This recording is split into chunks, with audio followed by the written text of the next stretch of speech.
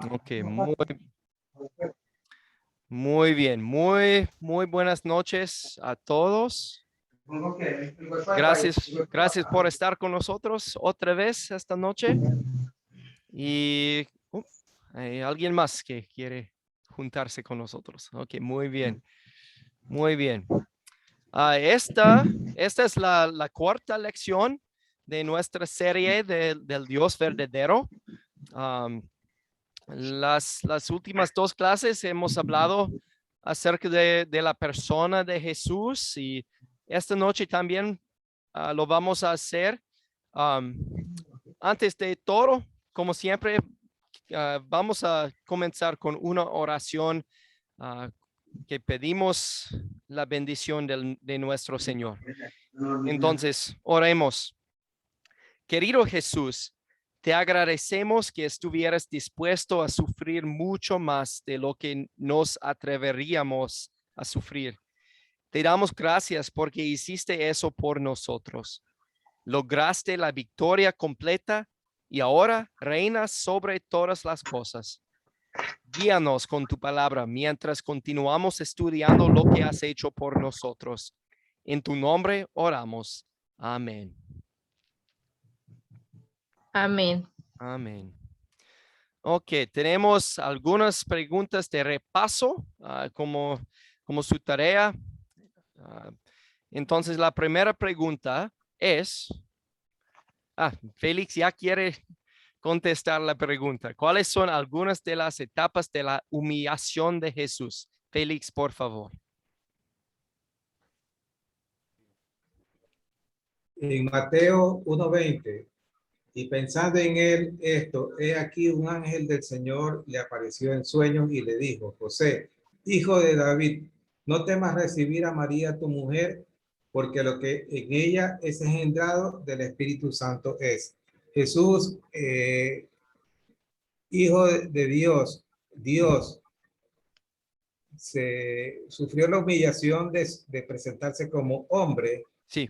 y vivir una vida de hombre siendo él Dios. Muy bien, excelente, excelente. Las etapas específicas durante su tiempo como ser humano en la tierra era, como usted dijo, su nacimiento humilde, su pobreza errabunda, su sufrimiento en la vida. Entonces, durante su vida acá, sufrió muchas cosas. Su sufrimiento bajo Poncio Pilato y, por supuesto, su muerte en una cruz. Todas estas cosas y podríamos comentar algunas otras cosas, muchas otras cosas también que él sufrió o duró durante la vida acá, pero estas son algunas de las etapas um, que él pasó durante la vida acá en su estado de humillación. Es decir, bueno, es Dios, pero se bajó desde el cielo para sufrir con nosotros y para nosotros. Muy bien. El estado de humillación. Ahora, ¿cuáles son algunas de las etapas de la exaltación de Jesús? Isabel, por favor. Sí, pastor, gracias. Bueno, yo tengo que él se levantó de los muertos, subió al cielo, descendió al cielo, descendió al cielo y de ahí él nos prometió que tendría moradas preparadas para nosotros. Muy donde bien. podríamos ser nosotros. No, ella no. Muy bien, Y gracias. también Dios se sometió a todos los, Dios lo sometió sometió a todos los pies de Jesús para que con esto nos dio como cabeza a la iglesia. Sí, muy bien, muy bien. Entonces, bueno, tenemos un resumen acá. Su resurrección era parte de su exaltación, su descenso al infierno, su gobierno a la diestra de Dios Padre y su venida para juzgar, que todavía tiene que pasar, obviamente. Ok, muy bien. ¿Y ¿qué estaba haciendo Jesús cuando descendió al infierno? Vamos a tocar un poco más de este tema. Efigenia, por favor.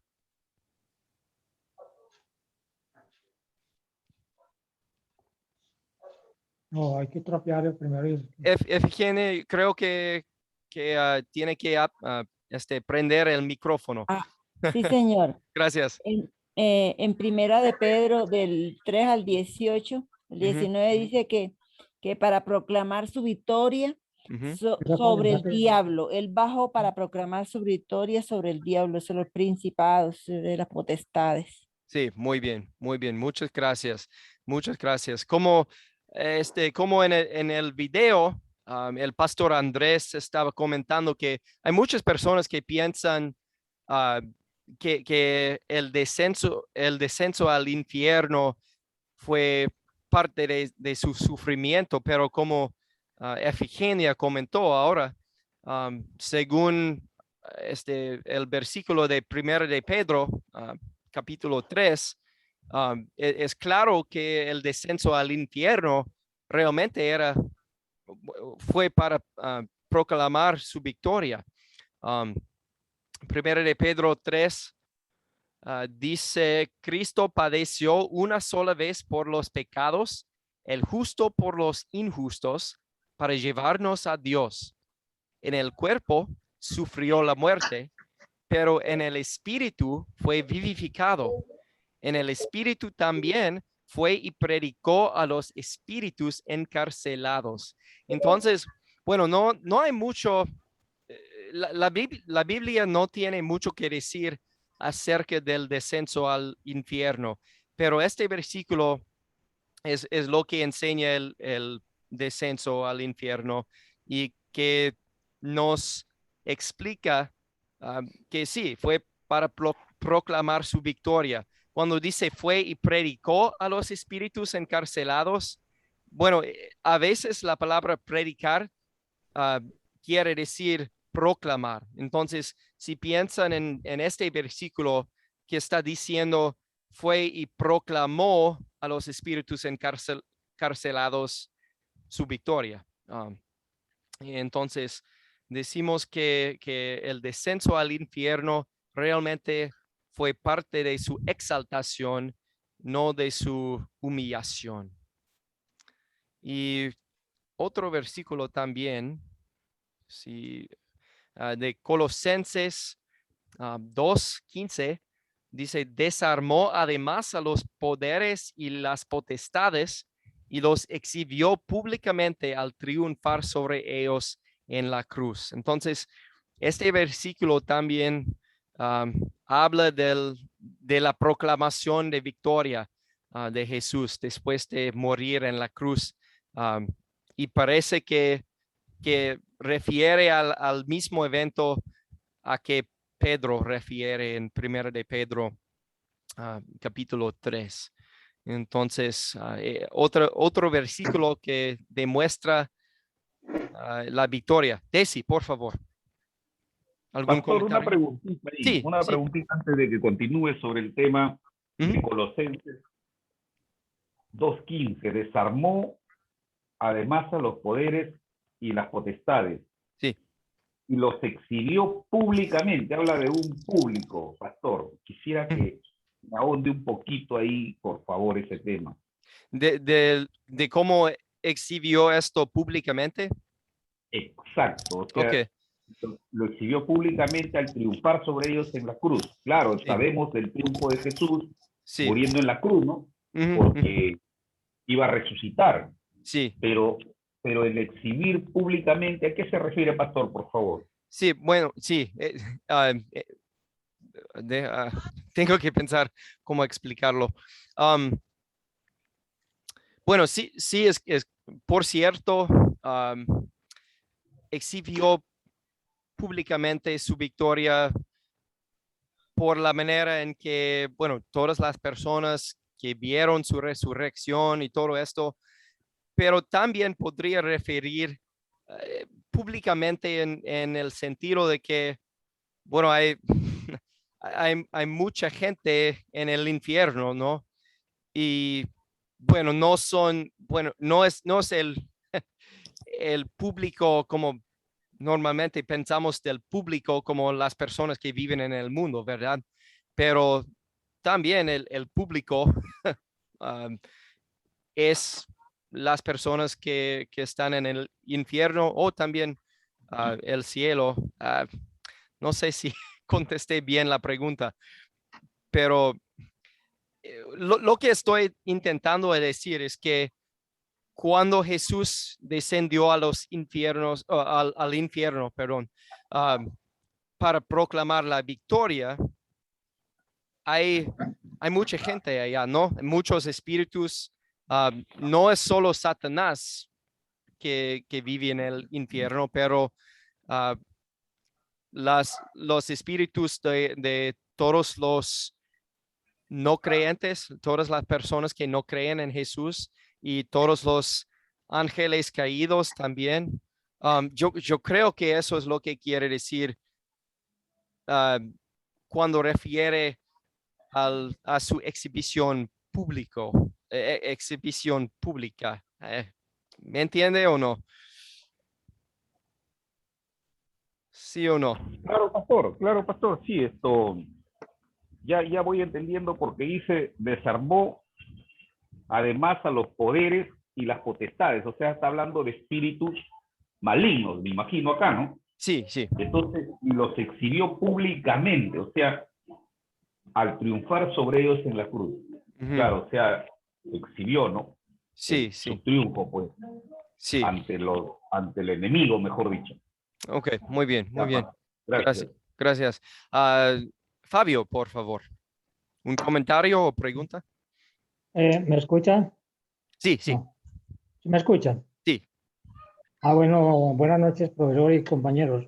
Buenas noches. Creo que al morir en la cruz, al triunfar en la cruz sobre las fuerzas del mal, Cristo, ellos quedaron expuestos ante el mundo y ante los cielos, ante todos los poderes quedaron ellos expuestos, que quedaron mal, quedaron exhibidos como derrotados. Bien, bien. ¿Es una pregunta o comentario? No, ese comentario, sí. Comentario, gracias, gracias. Ok. También Efigenia, por favor. Pastor, yo había investigado un poco que en la época, pues, antigua, cuando salían ejércitos a pelear contra, o sea, un reino que iba a pelear contra otro reino, el ejército perdedor, desde el rey hasta las personas, hasta los soldados que participaban, ellos dicen la historia que le cortaban un dedo de la mano y un dedo del pie, con el sentido de que ellos exponerlos públicamente en vergüenza, porque así, por ejemplo, si le cortaban el dedo del pie, ellos no podían, perdón, el de la mano, no podían coger la espada, no tenían la habilidad para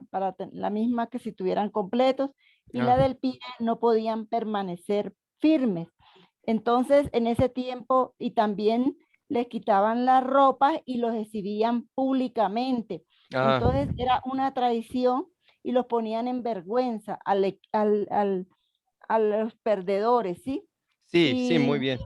Y entonces eso como que de eso viene también que todo se hace público, o sea, se avergüenza público, todo el que pierde o el que gana, pues sí, hacen eso. Sí, eso investigué yo, algo así. Muchas gracias por el comentario. Muy, muy bien. Muchas gracias. Félix, por favor.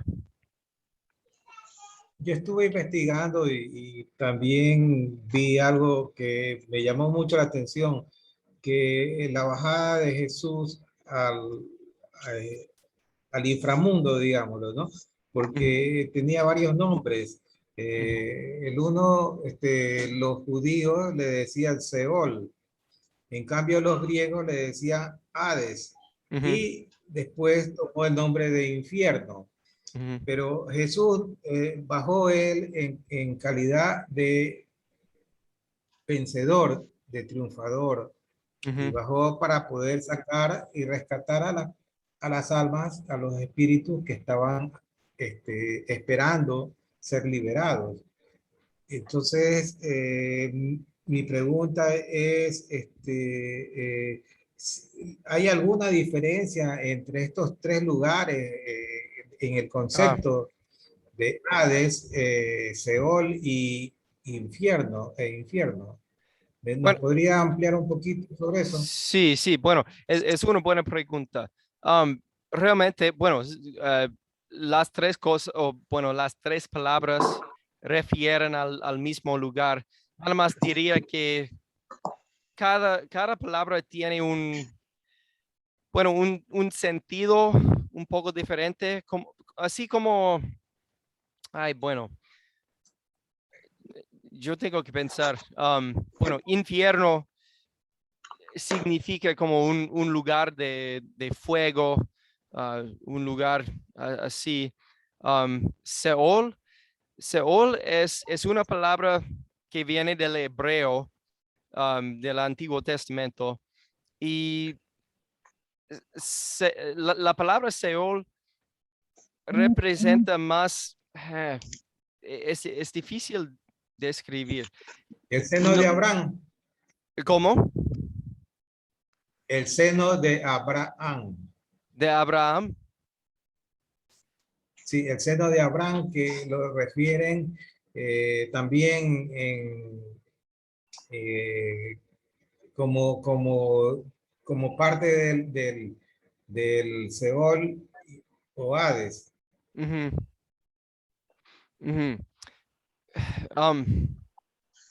Bueno, donde llegan los antepasados de los patriarcas y donde están esperando el seno de Abraham. Ok.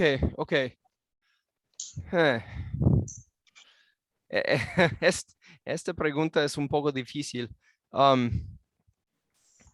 Es que la palabra Seol en el Antiguo Testamento realmente no tenemos dificultades al traducir la palabra, porque a veces Seol puede referir al infierno, pero también hay veces, hay ejemplos del uso de Seol que nada más refieren al lugar de los muertos. Es decir, no refiere específicamente al infierno, tampoco ni refiere específicamente al cielo, La nada tumba. más. La tumba, más o menos, sí. Sí, más o menos. No, sí, bueno, la pregunta es una buena pregunta. También es una que es un poco difícil explicar. Entonces, lo siento. Pero, ¿y qué fue la otra palabra que utilizó? Seno de Abraham. Oh, seno de Abraham. Ok, y este refiere al cielo. Por ejemplo, en la parábola de Lázaro, Lázaro el pobre, él murió y se fue al sello de Abraham. Sí. Y refiere al hecho de que él fue al cielo después de morir. Su alma fue al cielo. Esto es lo que quiere decir esta palabra, esta frase. ¿Me entiende? Sí. Sí, ok. Karen, ¿tiene un comentario o una pregunta? No, un comentario, profe, acerca de lo que los hermanos estaban comentando de la exhibición de Jesús. Sí. Creo que cuando al principio, ¿verdad? Que habla la palabra en Génesis, dice que cuando el enemigo fue arrojado o sea, Satanás fue arrojado, dice que se trabajó con él la tercera parte de los ángeles. Entonces, pero también había una promesa. Y creo que cuando se refiere a que fue exhibido, ellos tuvieron que haberse venido bajo un engaño, que Satanás pues obviamente les había prometido dichas cosas, y al morir Jesús, cuando el hombre peca, entra la muerte. Entonces Jesús va como a exhibir públicamente de que sí puede haber una resurrección, una vida eterna, y los exhibe a ellos públicamente de que no fue como el enemigo les dijo, sino que sí había alguien que podía pagar el precio pues por nosotros, un rescate. Okay. Quería comentar eso. Sí, yo creo que entendí. Sí, el tema del descenso de Jesús es un tema interesante porque, como dije antes, sí, la Biblia no dice mucho sobre su descenso, pero de lo poco que tenemos, tenemos más o menos una idea de lo que representa. Entonces, bueno, vamos a continuar. Ok, la lección. Ok, pensando en la humillación de Jesús, aquí tenemos una foto de que representa Jesús como un bebé. Y por supuesto también María y José. Y cuando pensamos en Jesús como un bebé, ¿alguien tiene prendido el micrófono hoy? Ok, muy bien. Cuando pensamos en Jesús como un bebé, es fácil olvidarse de que, bueno, Él es el Dios poderoso y que merece toda la gloria de Dios y que es omnisciente como Dios, que es Dios. No parece así como bebé. Y por eso, bueno, decimos que Jesús se humilló para ser uno de nosotros. Entró a su estado de humillación porque en esta época de su vida no utilizó todo su poder o toda su omnisciencia y no utilizó todas las características divinas que él tiene realmente. De vez en cuando mostró algunas de las características, pero a la vez se humilló porque se bajó del cielo para dejar su gloria divina, para ser uno de nosotros. Y la razón principal, obviamente, fue para sufrir por nosotros. Aquí en esta foto es una representación de, ¿qué es la palabra para la corona que le pusieron a Jesús? ¿Qué es? Una corona de espinas, ¿verdad? Una corona de espinas.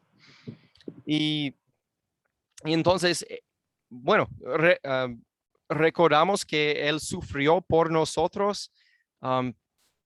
Todo lo que hizo Jesús durante su vida, desde la concepción hasta su muerte, bueno, Él no tuvo que hacer esto.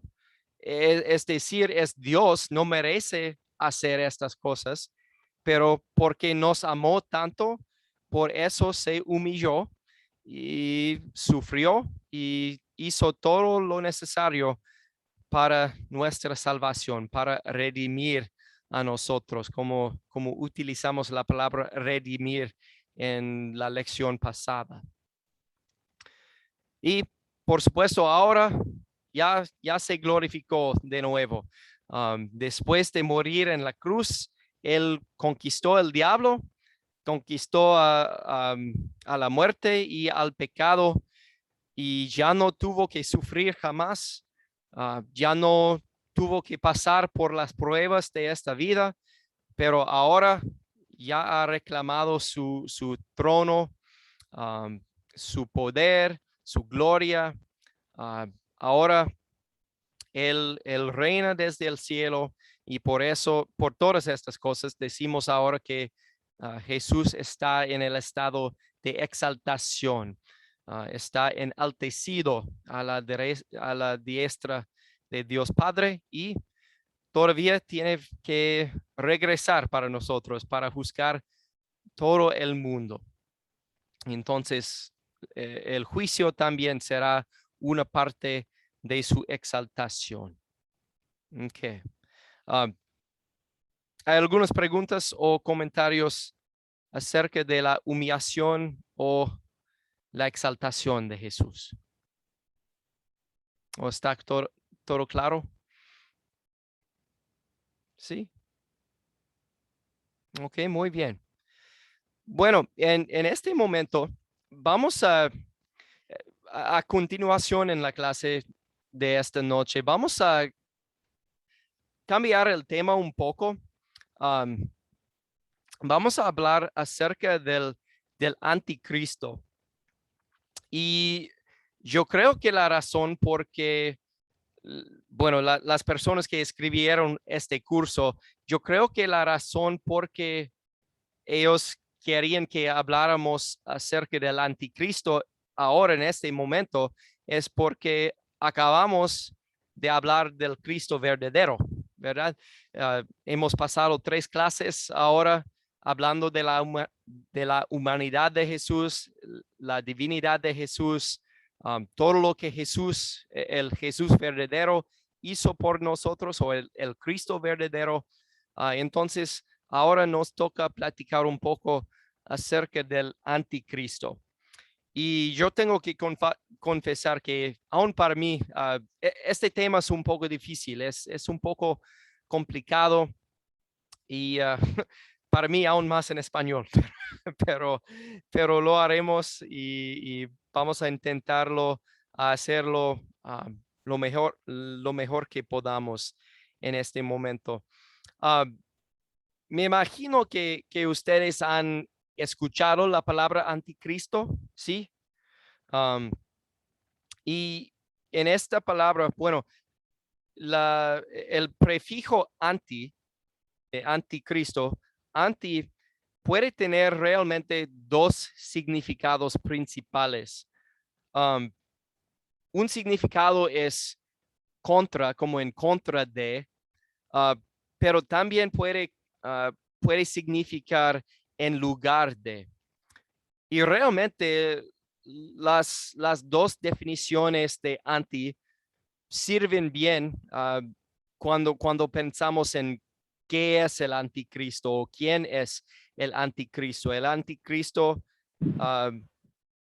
bueno, realmente todas las personas que se oponen a Jesús son anticristos, pero también vamos a hablar acerca del anticristo principal.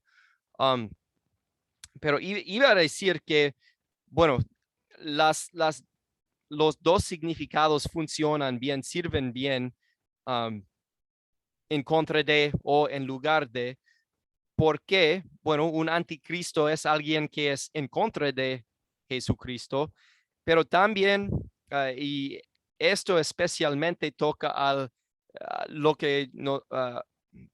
que llamamos el anticristo principal. Él se pone en lugar de Cristo y vamos a hablar más de esto en algunos momentos. Pero vamos a ver algunos pasajes de la Biblia que tratan de este tema de anticristo. El pasaje principal que vamos a investigar un poco es de Segundo de Tesalonicenses capítulo 2, pero vamos a ver este pasaje en algunos minutos. Antes de investigar ese versículo, quiero mencionar un versículo de Primera de Juan, capítulo 2. Quiero leer este versículo para ustedes. Dice: hijitos, ya es el último tiempo. Según vosotros oísteis que el anticristo viene, así ahora han surgido muchos anticristos. Por esto, conocemos que es el último tiempo. Entonces aquí habla de muchos anticristos. También habla del anticristo principal, pero también dice, ahora han surgido muchos anticristos.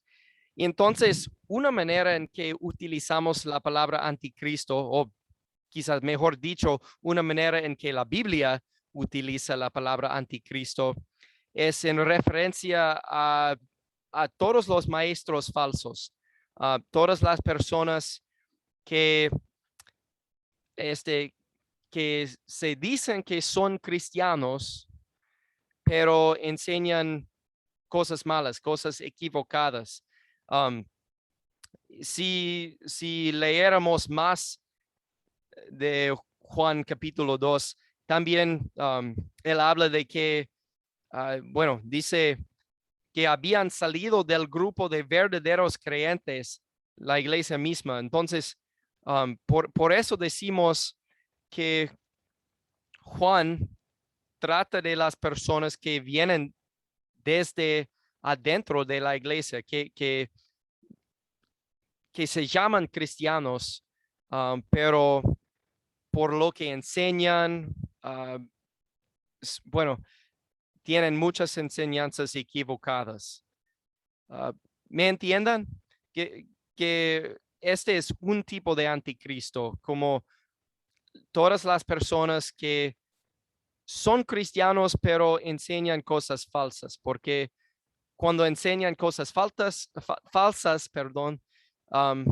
esto realmente sirve para últimamente destruir el mensaje del evangelio.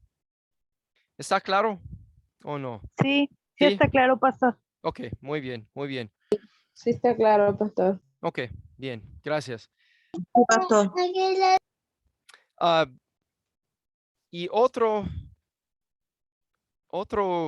uso de la palabra anticristo también puede referir a las personas del gobierno. Entonces, no solamente son personas que vienen dentro de la iglesia, pero también afuera de la iglesia.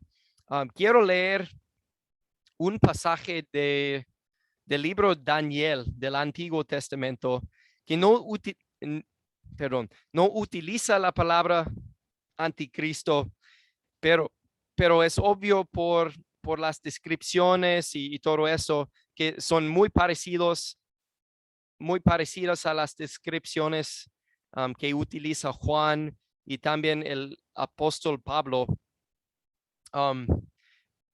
Es claro que habla de un tipo de anticristo, pero habla no el anticristo que viene desde dentro de la iglesia, sino el anticristo del gobierno, que el gobierno que está en contra de Jesús. Desde Daniel capítulo 7 dice, y esa misma noche, mientras tenía estas visiones, vi una cuarta bestia, espantosa y terrible y extremadamente fuerte. Tenía unos enormes colmillos de hierro con los que devoraba y desmenuzaba todo, y con sus patas pisoteaba las sobras. Comparada con todas las bestias que antes vi, era muy diferente, pues tenía 10 cuernos. Mientras contemplaba yo los cuernos, vi que de entre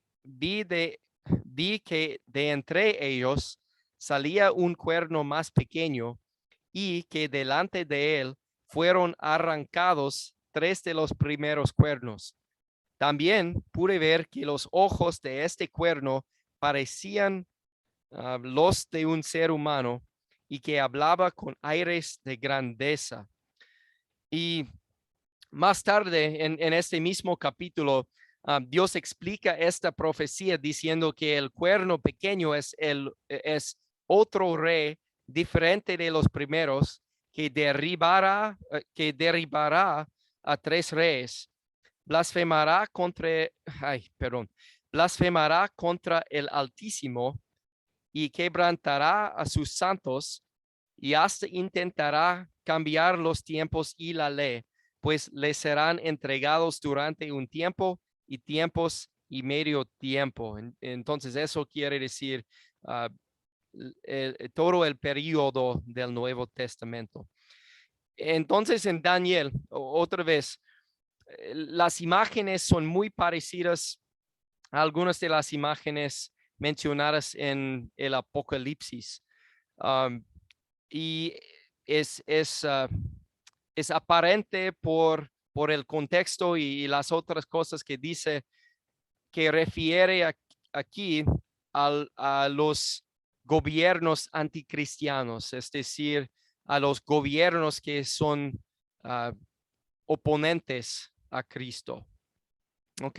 ¿Está claro esto? ¿Sí? Pastor, una preguntita. ¿Está Sí. en Daniel qué? Daniel qué perdón. Daniel capítulo 7.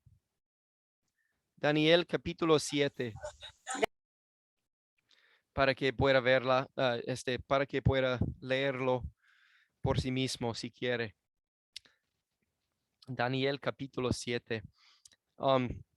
Entonces, bueno, otra vez, cuando la Biblia utiliza la palabra anticristo o habla del espíritu del anticristo, o también simplemente la entidad que es el anticristo,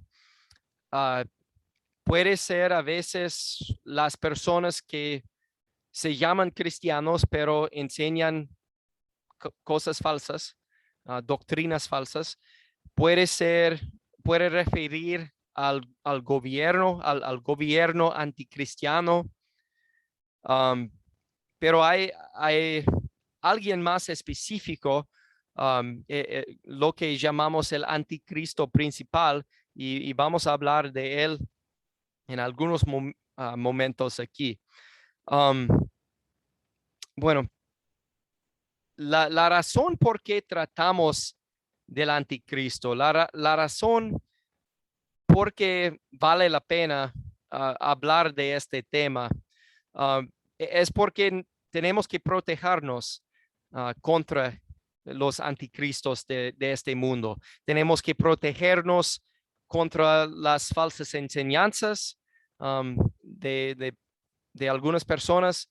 Tenemos que protegernos contra los gobiernos que son opuestos al cristianismo, o que también, por ejemplo, el gobierno de los Estados Unidos no es completamente opuesto a los cristianos, pero nuestro gobierno acá hace muchas cosas que son muy difíciles para los cristianos. Entonces no es ilegal ser cristiano aquí, pero el gobierno hace cosas que nos hace difícil a veces ser un cristiano, como temas del aborto o de la homosexualidad y cosas así, que el gobierno está en contra de la palabra de Dios. Entonces es difícil. Entonces, nada más, otra vez, quiero decir, la razón por qué consideramos estas cosas es porque queremos estar listos, queremos estar preparados para confrontar o enfrentar estas cosas, el espíritu del anticristo. Y la manera principal para protegernos y para hacer un defenso es proclamar el evangelio. El evangelio es lo que utilizamos para combatir contra el anticristo o los anticristos. Porque Satanás últimamente no puede soberar el mensaje del evangelio. ¿Todo bien? ¿Algún comentario, alguna pregunta? como digo, esto para mí también es un tema que es un poco difícil y otra vez digo que para mí es aún más difícil explicarlo todo en español, simplemente porque no es mi primer idioma, pero estoy intentando. Isaías, ¿tiene un comentario? Sí. Está muy bien entendido lo que usted explicó acerca de los anticristos, que dice que todo lo que se opone a Jesucristo sí. Es anticristo. Pero ahora sí que el verdadero anticristo, el hombre de pecado, el inicuo que habla la Biblia, y que se va a manifestar cuando la iglesia sea levantada, que es el verdadero anticristo, ¿no? Sí, vamos a tratar de esto en un minuto. Ok. Ok. Me adelanté entonces. Sí, gracias. Ok. Sí, ok, gracias. Sí, Taide. Sí, ahora sí que. Bueno, yo únicamente quiero comentar esto, pastor. Lo que usted hasta ahorita está explicando lo entendemos perfectamente. Ok, gracias. Y sí sabemos que se le hace difícil el pronunciar el español, pero lo está haciendo bien. Y además, para nosotros, pues finalmente es aprender nada más un poquito más lo que usted está enseñando. Muy bien, muchas gracias, muchas gracias. Ok, muy bien, muy bien. Ok, entonces, bueno, ahora vamos a continuar con Segunda de Tesalonicenses 2, 2 versículos 1 al 12. Y la pregunta será, ¿qué aprendemos del anticristo? Vamos a contestar esta pregunta después de leer segundo de Tesalonicenses capítulo 2, versículos 1 al 12. ¿Alguien quiere leer para nosotros, por favor? Yo es un poco largo. Pastor. Sí, yo lo leo, si me lo permite. Tenemos algunos voluntarios. Bueno, yo lo hago. Yo lo hago, por favor. Muy bien, déjenme. vamos con... Ok, adelante, por favor. Hermanos, con respecto a la venida de nuestro Señor Jesucristo y nuestra reunión con Él, les rogamos que no cambien fácilmente de manera de pensar. No se dejen asustar por nadie, ni siquiera por un espíritu, una palabra o una carta que pretenda aparecer como nuestra, en el sentido de que el día del Señor está cerca. De ninguna manera se dejen engañar, porque ese día no vendrá sin que antes venga la apostasía y se manifieste el hombre de pecado, es decir, el hijo de perdición, el cual se opone y se enfrenta a todo lo que se llama Dios o es objeto de culto. Llega al grado de sentarse en el templo de Dios y de ocupar su lugar, haciéndose pasar por Dios. No se acuerdan de que cuando yo estaba todavía con ustedes, les advertía esto? Y ahora ustedes saben bien qué es lo que lo detiene, a fin de que a su debido tiempo se manifieste, porque el misterio de la iniquidad ya está en acción. Solo que en este momento hay quien lo detiene, hasta que él a su vez sea quitado de en medio. Entonces se manifestará ese malvado, a quien el Señor matará con el espíritu de su boca y destruirá con el resplandor de su venida. La llegada de este malvado, que es obra de Satanás, vendrá acompañada de gran poder y de señales y prodigios engañosos, y con toda falsedad e iniquidad por los que se pierden, por no haber querido recibir el amor de la verdad para ser salvos. Por eso Dios les envía un poder engañoso, para que crean a la mentira, a fin de que sean condenados todos los que, lejos de creer a la verdad, se deleitaron en la injusticia. Ok, muy bien, muy bien. Gracias por leer. Entonces, otra vez, la pregunta es, ¿qué aprendemos acerca del anticristo de estos versículos? Hay algunas cosas, hay bastantes cosas realmente que podríamos decir con esta pregunta. ¿Qué aprendemos acerca del anticristo de estos versículos? ¿Qué piensan ustedes? Pastor, yo pienso que lo más maravilloso de estos versículos que acabo de leer es que Dios lo va a destruir. Sí, sí, esto es lo mejor, que ya sabemos que Dios tiene la victoria y lo va a destruir últimamente. Muy bien. ¿Y qué más? ¿Qué más sabemos del anticristo por medio de estos versículos? Isaías, por favor. Sí, profesor. Pues sabemos que este personaje malvado no se aparecerá sin antes que la iglesia sea levantada de este mundo. Y hay señales que se van a dar a conocer, como la apostasía que empieza a haber en las iglesias. Sí. Y cuando la apostasía empieza a haber en las iglesias, entonces es una señal de que este ser maligno está próximo a aparecer. Sí, muy bien, gracias. ¿Algo más? ¿Alguien más tiene algo que comentar o alguna pregunta?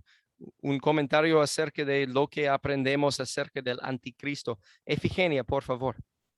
Bueno, ahí también habla de que él vendrá como un espíritu engañador, ¿verdad? Que ocupará el lugar de Dios, ¿sí? En la iglesia, ¿sí? Sí.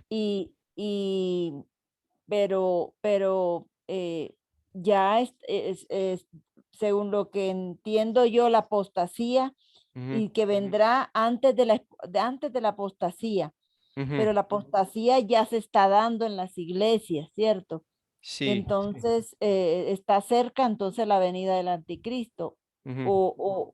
O si ahí dice que antes de la apostasía, o sea que ya está también.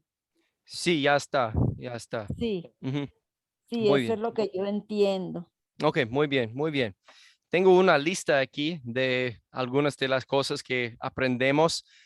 El hombre de pecado está condenado a la destrucción, o sea será un hombre de destrucción, según versículo 3.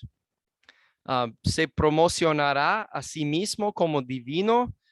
Versículo 4, otra vez dice, este se opone y se levanta contra todo lo que lleva el nombre de Dios o es objeto de adoración, hasta el punto de adueñarse del templo de Dios y pretender ser Dios. Entonces se promocionará a sí mismo como divino. Durante un tiempo el anticristo fue retenido, según los versículos 6 y 7.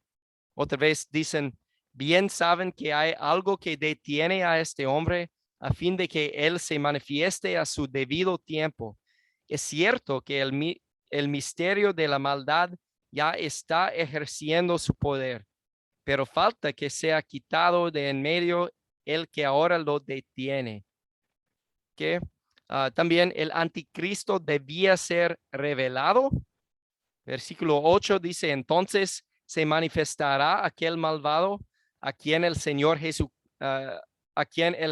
Jesús derrocará con el soplo de su boca y destruirá con el esplendor de su venida. Entonces Jesús también venció el poder del anticristo. Otra cosa, destrucción final en el último día. Entonces Jesús va a destruir este anticristo en el último día. El anticristo realizará muchas señales convincentes. Los versículos 9 y 10 otra vez dicen, el malvado vendrá por obra de Satanás con toda clase de milagros, señales y prodigios falsos. Con toda perversidad engañará a los que se pierden por haberse negado a amar la verdad y así ser salvos. Entonces realizará muchas señales convincentes. Y también dice que muchos son engañados. Muchas personas serán engañados por este anticristo. Otro, el juicio de Dios debido a su negación de la verdad. Es decir, él va a recibir el juicio de Dios debido a su negación de la verdad. Y esto es todo. Entonces, aprendemos mucho por este pasaje de 2 de Tesalonicenses, capítulo 2. Es uno de los pasajes principales en la Biblia que enseña acerca del anticristo principal, digamos. Sí, ok. Bien, entonces, mientras piensan en todas estas cosas, en todas las cosas que aprendemos acerca del anticristo según el pasaje de 2 de Tesalonicenses, bueno, quiero preguntarles si la descripción les recuerda a alguna organización o a alguna persona específica. ¿Hay alguien o una organización que cae dentro de estas descripciones?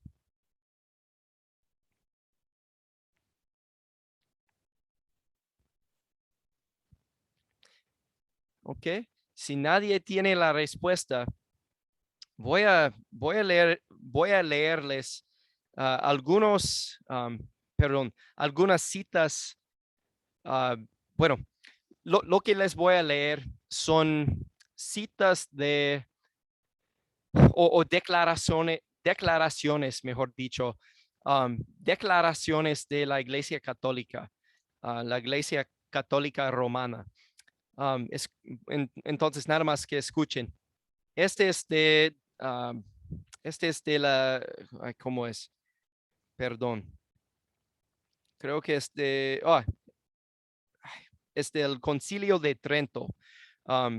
Entonces, esta es una declaración oficial de la Iglesia Católica Romana. Dice, si alguien dice que la fe que justifica no es más que confiar en la misericordia divina que perdona los pecados por causa de Cristo, o que es solo esa confianza con la que estamos justificados, sea anátema. Entonces, lo que dice esta declaración es que cualquier persona que cree que una persona es salvada solo por la fe en Cristo y no por obras, ellos dicen que sea anátema o condenada. Anatema, pastor. Anatema, perdón, gracias. Tranquilo. Gracias, anatema. Hay otra declaración de la Iglesia Católica que dice, y este viene de Papa Juan Pablo II. Él dijo, la justificación incluye la remisión de los pecados, la santificación y la renovación del hombre interior, y aquellos que sin ser culpa suya no conocen el evangelio de Cristo o su iglesia, pero que sin embargo buscan a Dios con un corazón sincero y movidos por la gracia, intentan en sus acciones hacer su voluntad tal como la conocen a través de los dictados de su conciencia, alcanzarán salvación eterna. Entonces, otra vez, nada más para resumir o explicar lo que él dijo. Bueno, él está diciendo en esta declaración que aun si una persona no conoce a Jesucristo como su Salvador, todavía es posible ser salvo si la persona lleva una buena vida, si hacen buenas obras. Entonces, el Papa está diciendo que hay otras maneras de salvarse a una persona aparte de la gracia y la obra de Cristo. Nada más voy a continuar leyendo Dice, según la Iglesia Católica Romana, nada más esto viene de mi guía de maestro. Según la Iglesia Católica Romana, el Papa es el infalible sustituto de Cristo en la tierra y tristemente no predica a Cristo de acuerdo con las Escrituras. Según las profecías en las Escrituras, el papado se ajusta perfectamente a las descripciones del anticristo. ¿Qué piensan ustedes? ¿Están de acuerdo o no? ¿Piensan Sí, que pastor. Sí, pastor. Sí, pastor. Sí, estamos de acuerdo. Sí, estamos de acuerdo. Sí, Desi tiene un comentario o pregunta. No, pastor, sino de que para contestar uno tiene que levantar la manito y para decir que si estaba de acuerdo, levanté la mano.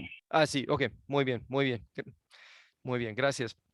Entonces, sí, y esto bueno, es un tema muy difícil, como dije, pero también explicar esto a algunas personas puede causar mucha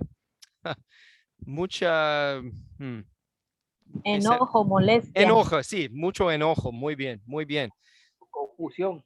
Mucha confusión también, sí. Sí, gracias.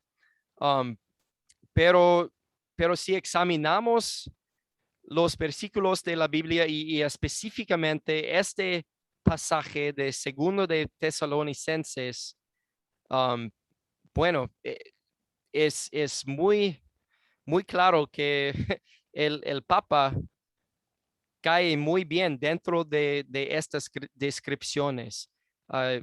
Y no es decir que cada persona que pertenece a la Iglesia Católica es un incrédulo o que es condenado, porque aún a pesar de las falsas enseñanzas del Papa,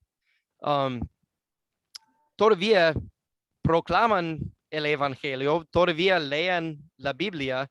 Entonces todavía es posible que una persona que pertenece a la Iglesia Católica todavía sea salva, pero a la vez es muy peligroso a la fe sujetarse a las enseñanzas de una persona que cabe tan bueno dentro de las descripciones del anticristo y específicamente las enseñanzas que realmente son en contra del evangelio, el evangelio de que somos salvos nada más por la gracia de Jesucristo por medio de la fe. Fabio, por favor. Sí, pastor, para comentar pues que sí. Apocalipsis 17 describe muy bien el juicio de la gran ramera. Sí, que se asemeja en todo a la Iglesia Católica. Ajá, claro, ok, muy bien, gracias. Fabio, por favor. Sí, señor. Sí. Sí. Oh, ay, perdón.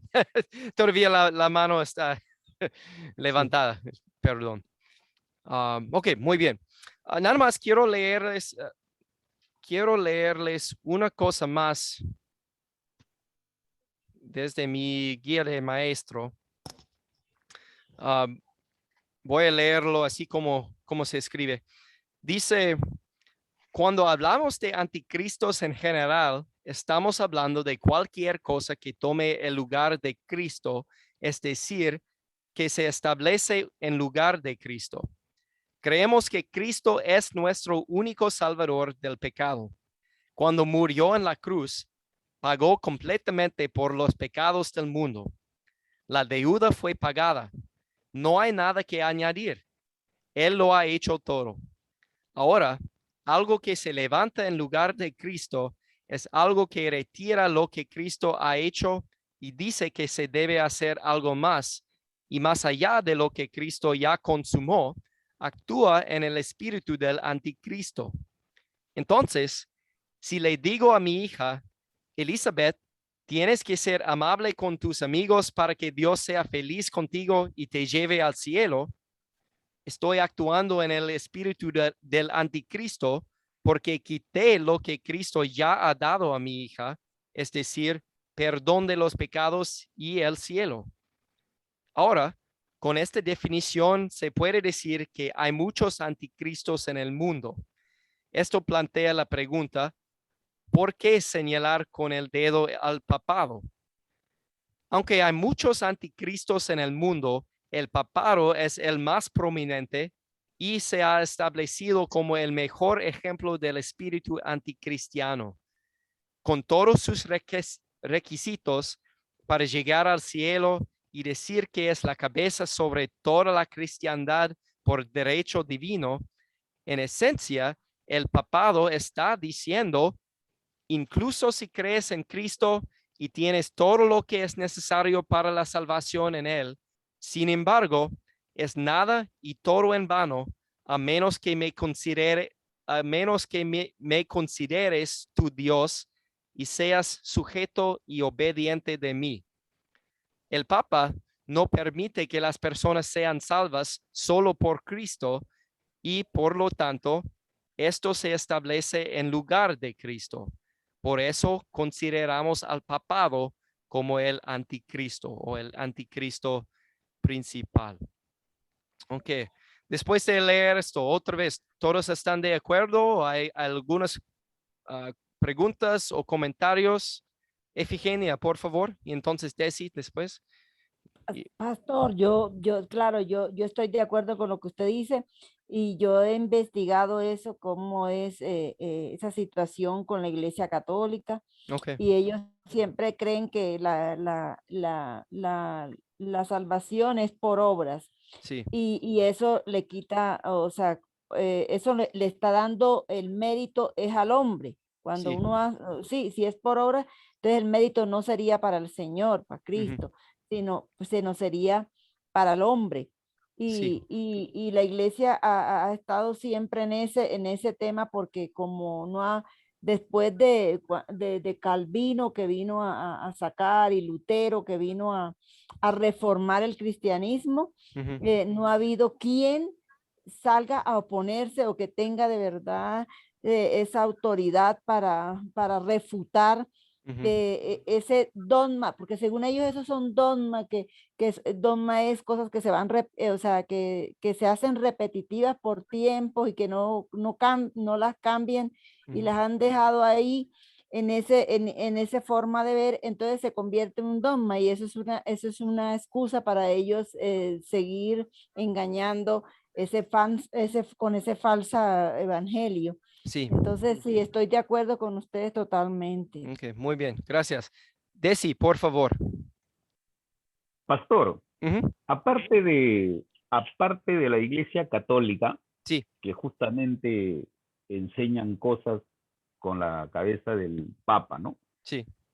Contrario a lo que Jesús enseñaba, o lo que Jesús nos enseña mediante su palabra, también tenemos iglesias evangélicas que enseñan también así de la misma manera, porque yo tengo muchos amigos evangélicos y justamente yo les hablo de la palabra, yo les hablo de la doble sustitución que hizo Jesús por nosotros, su vida santa y su muerte en la cruz, pero no, ellos dicen que no, que tienen que hacer las obras para que sean salvos, tienen que diezmar para que sean salvos.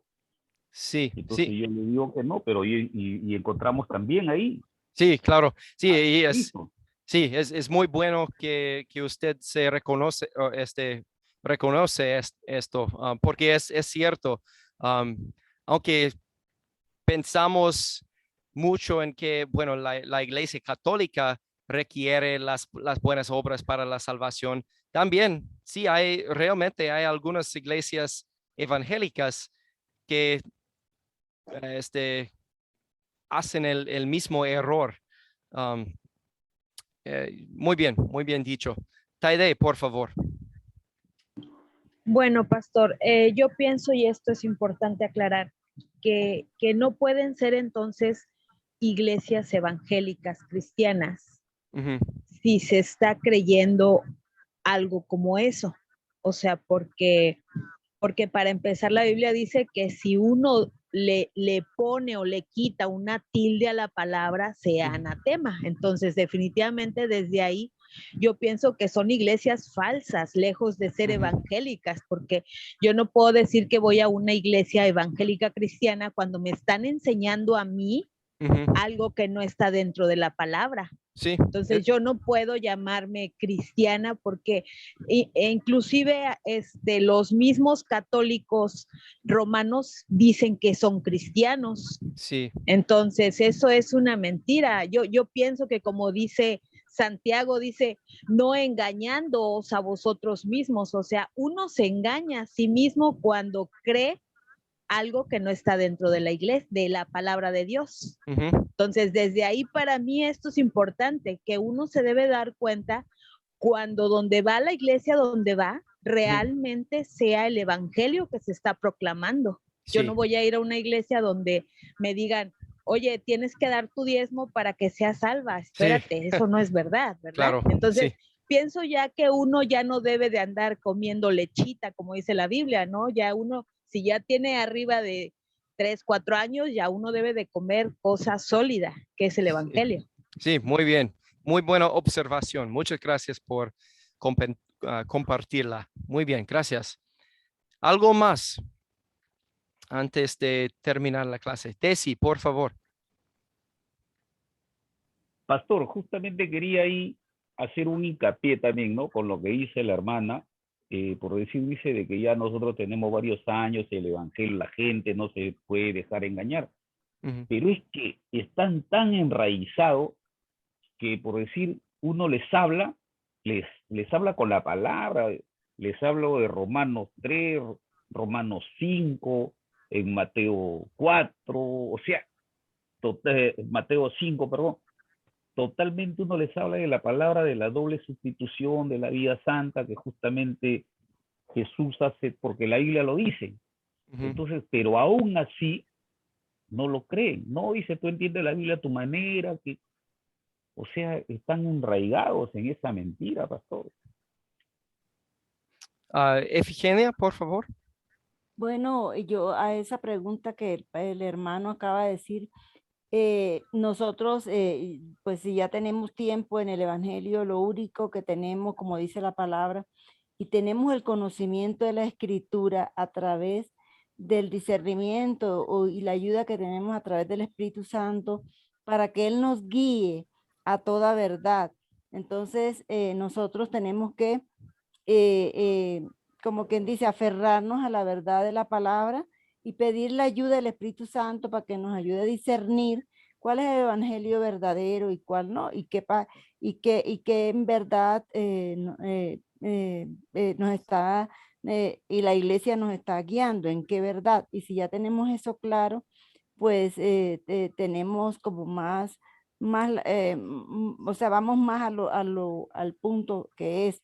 Y por otro lado, nosotros podemos guiar a otras personas dándoles el conocimiento de acuerdo a la palabra, pero es Dios, perdón, el Espíritu Santo que da el convencimiento, porque nosotros no tenemos esa autoridad, sino Él. Entonces nosotros hacemos nuestra labor de dar el verdadero evangelio ceñidos a la palabra, pero el Espíritu Santo se encargará de eso. Entonces es más como esa parte de nosotros hacer nuestra labor y Él se encargará. Y haber cumplido, debe ser nuestra misión, haber cumplido con llevar el evangelio verdadero, ¿no? Tratar de pedirle a Dios que sea mostrándonos sí, la verdad de su palabra. Sí, muy bien, muy bien. Vamos con Félix, por favor. Sí, el asunto de las enseñanzas no está para que nosotros califiquemos o para que nosotros veamos resultados, porque nosotros no hacemos la obra. La obra la hace el Espíritu Santo en las personas que recibe la palabra, el Evangelio. Si nosotros vamos a hablar y vamos a demostrarle, digamos, el Evangelio a otras personas, La obra va a ser del Espíritu Santo, que es el que va a actuar y es el que va a estar haciendo todo el trabajo. Además, nosotros estamos en la viña del Señor. Unos siembran y otros cosechan. La viña del Señor, la vida del Señor es grande y hay trabajo para que todas las personas puedan cumplir la voluntad del Padre. Muy bien, muy bien. Taide. Pastor, yo quiero hacer esta pregunta. Dice aquí en 2 Tesalonicenses 2:3, dice, nadie os engañe en ninguna manera, porque no vendrá sin que antes venga la apostasía y se manifieste el hombre de pecado, el hijo de perdición.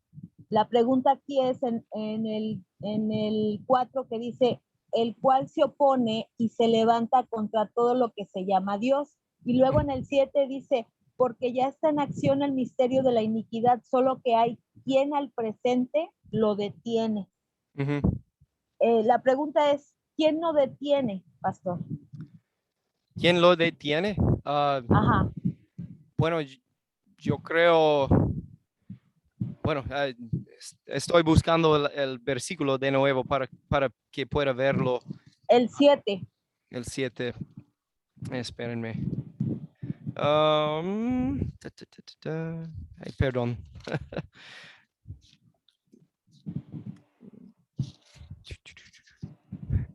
Es que ya cerré mi Biblia. Ok, segundo de Tesalonicenses. Versículo 7 dijo. Sí.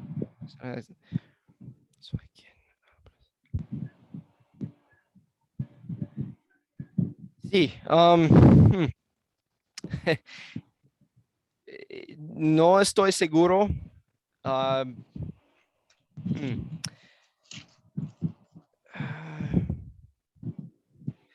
No sé si sería Dios que lo detiene o quizás algún maestro de la iglesia.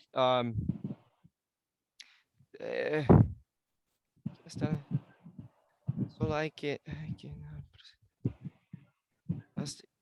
bueno. Yo creo que tendré que buscar este versículo más para y quizás yo le puedo enviar un mensaje o en la próxima clase puedo intentar Ok, explicar. pastor, sí. Sí, está bien, gracias. Ok, muy bien, gracias.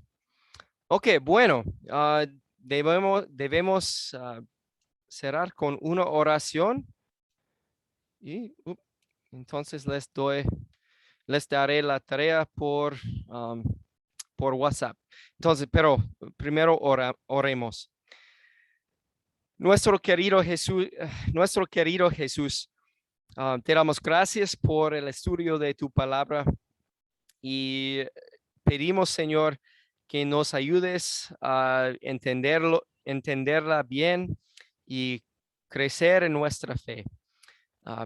Hablamos de algunos temas difíciles esta noche, pero te damos gracias por el entendimiento que nos das por medio del Espíritu Santo y te pedimos que entenderemos aún mejor estas cosas mientras continuamos a estudiar tu palabra y el Espíritu Santo hace su obra dentro de nuestros corazones.